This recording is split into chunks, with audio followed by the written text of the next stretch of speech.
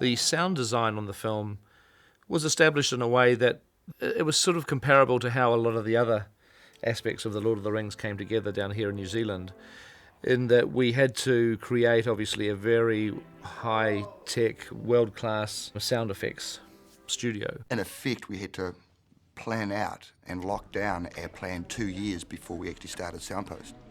So we were able to basically start with the best technology. And so we just simply built that from the ground up. We rented a building, we hired some very good people, both New Zealanders and various people from America and Australia and England. And I chose people that I knew could handle stress and who weren't going to freak out on me. And we had it covered basically with a fairly small team of people. And I think that gives a cohesiveness to the overall end result that you couldn't get any other way. I suppose the clearest instruction we got from Peter was just to make it real. You know, make it so that the audience is transported to Middle Earth. So when we first sat down and watched it with Peter, one of the things he said is that he didn't want the watcher to really have much of a vocal element. The sound for him would be much more about his movement. I went out to a creek nearby the house. I was playing with the plunger in the creek, and you plunge the water, and you get all these weird like suction sounds. We were out in the parking lot out here actually with rubber floor mats, wet rubber floor mats, sort of wafting them through the air and slapping them against things. So we went back and edited that sound in along with all the other plunger stuff, and it worked really well. The vocalization, which came sort of very late, there's a shot where it just sort of cries out for some sort of pain vocal. In the final mix, I ended up putting a walrus, a pitched down sort of walrus groan there. It just felt right.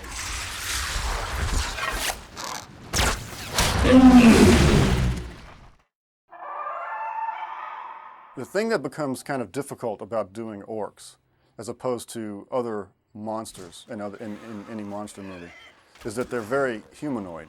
The approach that we sort of ended up with was taking animals, sort of vicious attack animals, and then imitating them with our own voices. One of the things we used was a pig dog, and we pitched it down, and it's actually one of the best groaning sounds. Give this crazy squealing orc, a character that said, "Here I am, I'm a freak and I'm here to kill you." We would say, "Pig dog, get pig dog in there." When Peter came up with the idea of cockroachy Moria orcs, we were trying to figure out what in the world are we going to do. Part of their terror is about them being just sort of overwhelming mass. And we couldn't quite figure out. We tried a few things that didn't quite work, and we were sitting around having a beer one day, and there was a bottle cap lying on the counter. The team got all these bottle caps together and put them onto the 2x4s. We strapped the 2x4s to our feet, and we went out with cricket shoes on. And we went over to Stone Street, the whole crew. It was a great day. We went over and just recorded ourselves just kind of scurrying around and making all these little weird little sounds.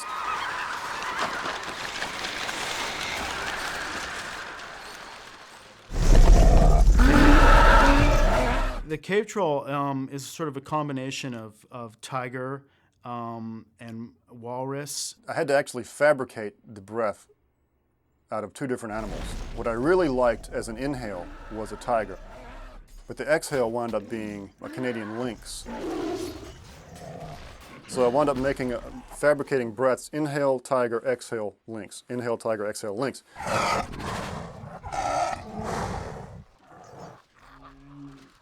And then he gets this one moment where the cave troll basically realizes he's mortal. And right at that one moment, we changed the cave troll's vocalizations completely from anything aggressive or tired to a very sad, mortally wounded walrus sound.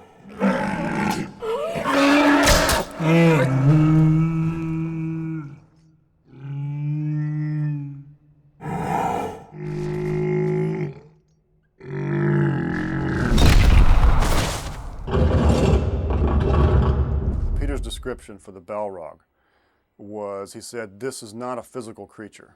It's basically shadow and flame. I mean, he's made out of rock and lava, so he needs to have this sort of very natural, organic, rocky feel.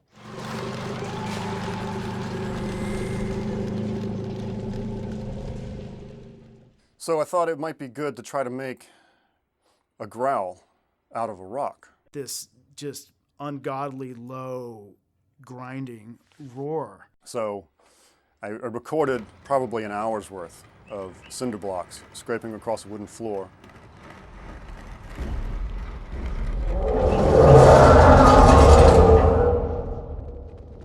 You can really hear that too. I mean, it's just this big sort of rocky scraping.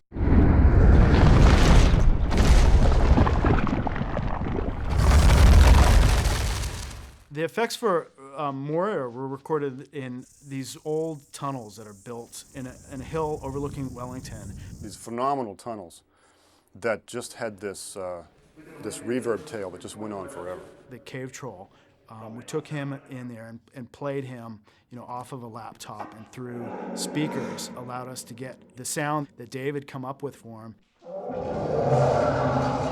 in this natural environment that was very similar to the environment that he is in the movie. So we took the vocalizations for the Moria orcs and the Balrog and the cave troll. We recorded all those things over the speaker in there.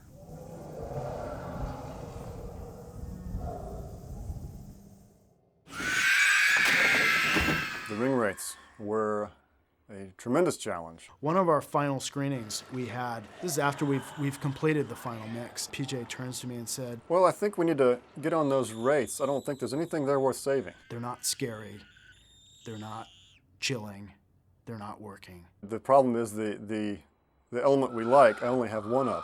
So I played the element for him. And he said, oh, Fran can scream like that. And so we dragged Fran onto the Foley stage. And she stood there and she kind of took a deep breath in.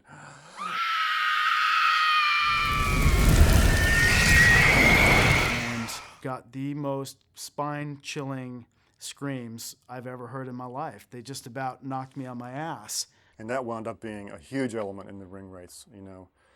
That gives them a lot of their piercing body.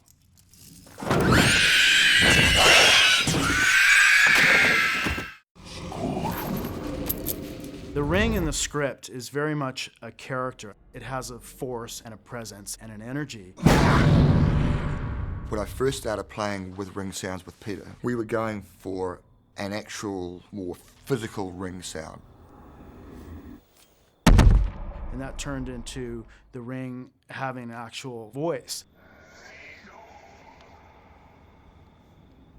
They would have different attitudes. To one person it may be a seductress, to another person it may be a, I don't know, it may be a lover, you know, or something like this. And that really changed into it being an actor who would remain the consistent voice of the ring throughout the film.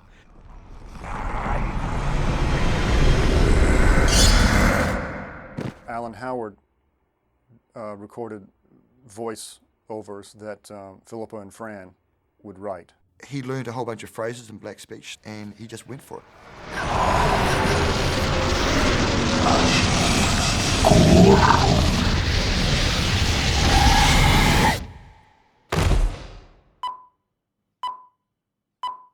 When we have to do ADR recording, we have to re-record the actors' voices. A lot of people don't realise that so much sound is actually replaced. And it happens all the time on movies, and, you know, our movie was no exception. What is the greatest power? We intend on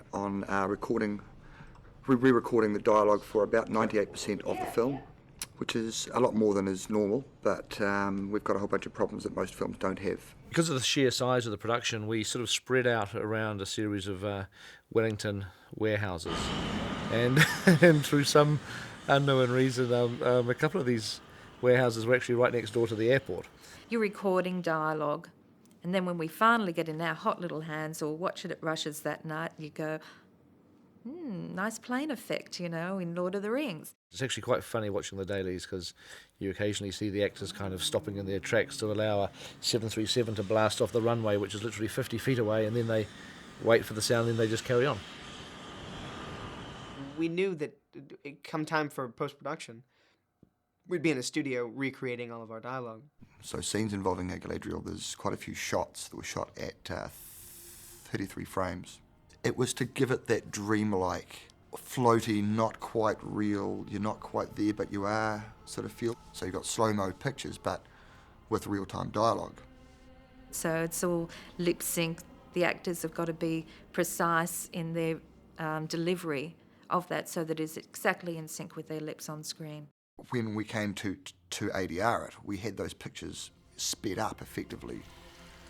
Things that were, things that are, and some things that have not yet come to pass. To be as though it was shot at 24 frames. When Galadriel is in fact tempted by the ring and does the Dark Queen moment, that was shot at 48 frames. So that's a 100% time expansion. Kate Blanchett reeled off her lines at a fair clip. In place of the Dark Lord, you would have a queen. Not dark, but beautiful and terrible as the dawn. Treacherous as the sea, stronger than the foundations of the earth. All shall love me and despair. So that when it played back at the slow motion sequence, there was still cadence, rhythm, and it still had some shape in it, actually. In place of a Dark Lord, you would have a queen! Not dark, but beautiful and terrible as the dawn! Treacherous as the sea! Stronger than the foundations of the earth! All shall love me and despair!